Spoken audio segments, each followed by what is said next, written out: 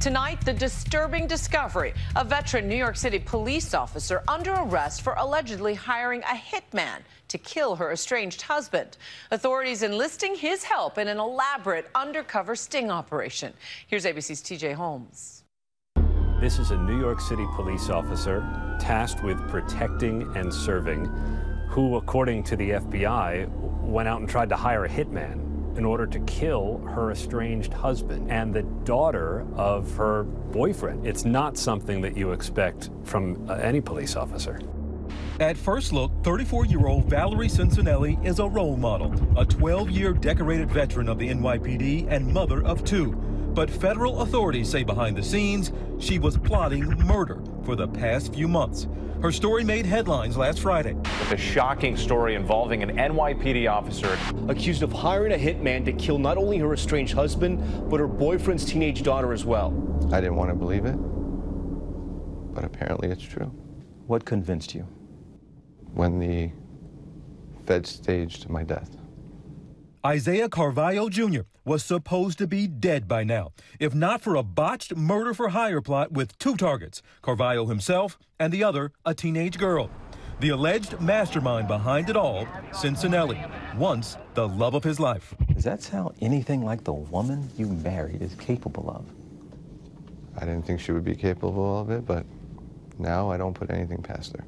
The authorities never explained why they think Cincinelli allegedly went to these great lengths, but they say that she was actively involved in the plot throughout. Investigators say Cincinelli asked her boyfriend to hire a hitman to kill Carvalho, her estranged husband, but also her boyfriend's daughter. No one seems particularly savory here, but the boyfriend, according to court records, says, "I know a guy who can do it for $7,000. And the plot unfolds from there over several months' time. Instead, investigators say Cincinelli's boyfriend turned to authorities and agreed to have his conversations with her recorded by the FBI. Carvalho says the couple met in 2012 when Cincinelli saw a photo of him on his stepfather's desk at work, then contacted him on Facebook. What were your first impressions of her? At first, I just thought she was a single mother, and she was a cop, so you know, I thought she was a good person. Had she ever been violent towards you in the past? Mentally and emotionally, yes. Not physically? Not physically. Carvalho says the marriage went south when Cincinelli found out she was pregnant with their son. The relationship did a turn. Very distant. It was a very hard experience. At one point, Cincinelli even took action against her husband. She has a restraining order against me, and there's being motions set forth for works of me having one as well. Carvalho filed for divorce months ago. How ugly had things gotten? We were about to reach settlement, so I didn't think it was as bad as maybe she portrayed it to be. According to a criminal complaint, in February, Cincinelli began plotting the murders, allegedly withdrawing $7,000 in cash and giving it to her boyfriend, who converted it to gold coins, the fake hitman's preferred method of payment. There was a concern about bunching the two jobs together, and according to court records, Cincinelli said, "Let's get the girl this weekend." And so that's when the boyfriend says, "I don't know where she's going to be." Cincinelli says, "Let's track her on social media." On May 13th, Cincinelli's boyfriend says the hitman wants an extra $3,000 and that the hitman didn't want to carry out the daughter's murder near the school, to which Cincinelli responded, "Run her the blank over. How about that?" Then, just days later, last Friday, authorities break the news to Carvalho. They told me, "We don't know how to tell you this, but your wife put a hit out on you." And my first response was, "Where's my son?" Why was that your first thought? I was worried about him. When you hear that the woman you loved and married wanted you murdered, how do you react to that? I was shocked. I'm completely appalled that she would even attempt or think this up.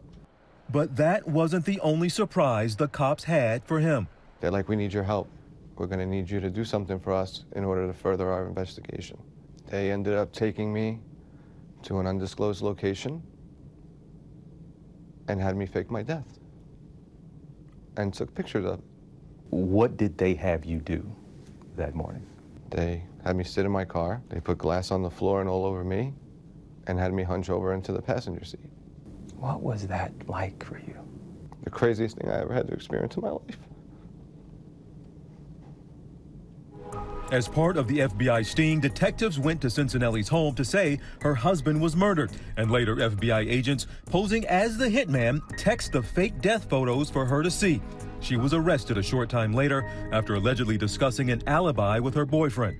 We've seen this before, that the authorities will want to stage a murder when someone's trying to get someone killed, to be able to use that person's reaction against them in court. I'm positive, like 5,000% sure. The case similar to the story of Dalia DiPolito, the Florida woman caught on tape saying she was 5,000% sure she wanted a hitman to kill her husband. Is your husband Michael? Police seemingly told DiPolito her husband of just 6 months was murdered. Okay, I'm sorry to tell you, man, he's been killed. Turns out police duped DiPolito. The crime scene was faked. Try to calm down. It was all part of a plan orchestrated by the police after her boyfriend tipped them off that she wanted her husband's money and condo and him out of the way. When people hear the name Dalia DiPolito, what do you think comes to mind? Everything negative. All the headlines, the person they're describing, it's definitely not me. DiPolito has maintained that she was acting in that video. The tape was a show, it was a tape. That was the purpose of it. DiPolito's effort for a fourth trial was denied when an appellate court upheld her conviction. She's slated for release from prison in 2032. Cincinelli also behind bars tonight, held without bail and suspended from the NYPD without pay.